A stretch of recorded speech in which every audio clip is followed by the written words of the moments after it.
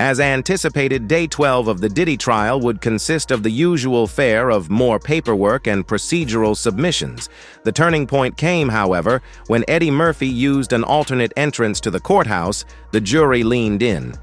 Diddy froze, and reporters jolted upright. Even most of the legal teams there were unaware that Eddie was going to be a witness. What he uttered, while swearing, had an impact much beyond the confines of the courtroom.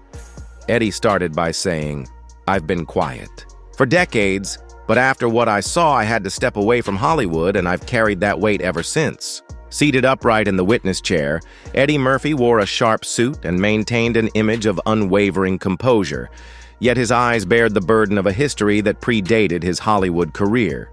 He was forthright in responding to the judge's request that he identify himself for the record.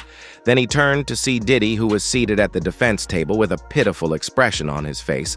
Unexpectedly, Eddie repositioned the microphone and uttered, "I left Hollywood because I saw too much and because I couldn't unsee it." He kept his voice down. That wasn't necessary. Courtroom spectators leaned in when Eddie first started telling his tale. He was in the midst of a professional renaissance in 2006. There has been an uptick in a number of high-profile proposals, including new studio deals and discussions about awards. According to him, there was an abundance of labor. The phone was ringing every day. I was being courted like I was in my 20s again. That is, until a famous producer discreetly called one night with an invitation. According to him, a private house in the Hollywood Hills was the site of a meeting. Not a thing planned, just the type of gathering where connections are solidified and careers are launched. Curious yet wary, Murphy consented to go. He claimed to have known about these get-togethers for quite some time. All of Hollywood's A-listers have the notorious Diddy networking events where attendees were instructed to simply enjoy the experience, and phones were confiscated, and photography was forbidden. I thought it was business as usual, Eddie remarked. Music, drinks, people posturing. But when I pulled up, I knew immediately something was off. Upon reaching a vast estate, he detailed an iron gate that required biometric scanning in order to access. At the curb, valet dressed in black matched him, snatched his phone, and presented him with a little note that read, "Only one phrase tonight, be who you really are." The energy within felt unsettling rather than exhilarating. "Eddie," he looked me dead in the face and said, "this is where the choices get made. You want to stay funny and broke, or you want to level up?" Assuming it was an elaborate Hollywood prank, Eddie attempted to shrug it off. According to him, Diddy, though, remained silent. He did nothing except look, anticipating a response. Murphy then became aware of something else. A camera tripod was inside the room, visible via a small opening in the door. Not concealed, clearly visible. I saw people go in that room.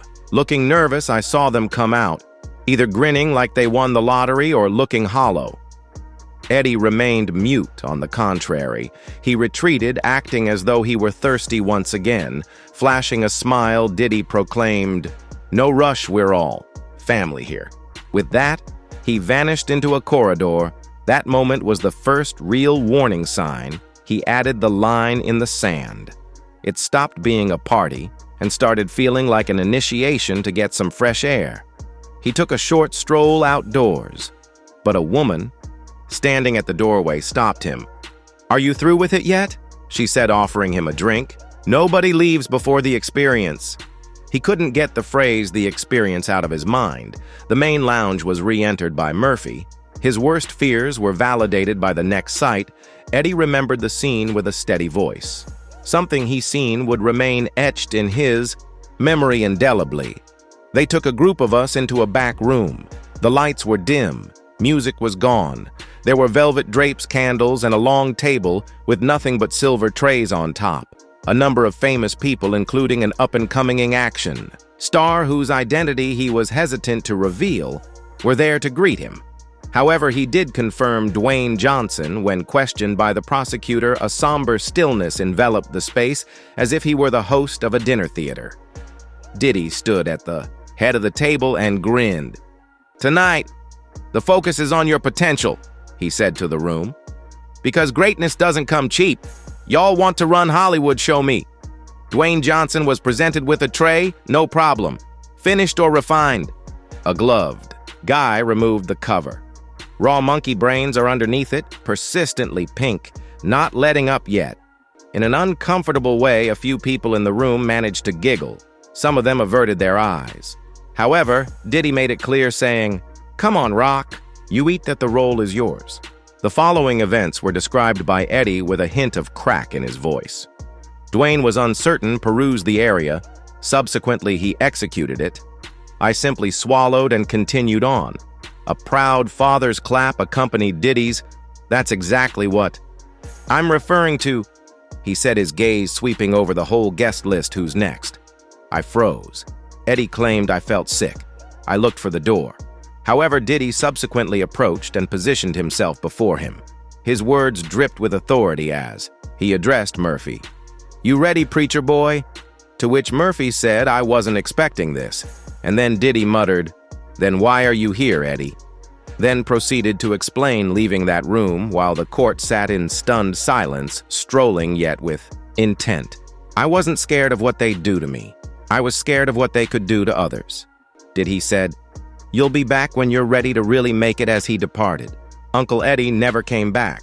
After declining Diddy's offer to take part in the so-called experience, Murphy said he became a target symbolically rather than physically the way he made fun of me.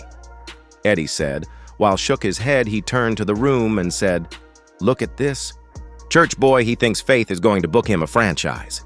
Laughing filled the room, whether it was uneasy or forced. Laughing, but it was sufficient when asked if he was humiliated. Eddie denied it. I was disgusted. I realized that the party wasn't about testing who was loyal. It was about finding out who was desperate. "Something was going to change," Eddie stated once he left the mansion that night. "I didn't just walk out of a party. I walked out of Hollywood's inner chamber, the part nobody talks about, the one behind the velvet rope where favors are traded for silence and humiliation is currency." As time went on, things began to shift. An abrupt halt was placed on projects that had previously been approved. They recast the parts that were originally written for him after 7 years. His agency suddenly stopped responding his calls. Someone who had before complimented his work allegedly said to a Sea Orker, "He's not aligned anymore." As he proceeded, Eddie maintained a fixed gaze forward. The question aligned with what exactly prompted his pursuit of clarification. That's what I kept asking. Aligned with Diddy, aligned with monkey brains and candle-lit rituals. His demeanor was composed and collected, devoid of anger. However, the underlying sadness was undeniable. They didn't need to fire me. They didn't need to cancel me. They just needed to not call me. That's how the real blacklist works. You don't hear a gunshot, just silence. Keeping active was something Murphy said he did for a long.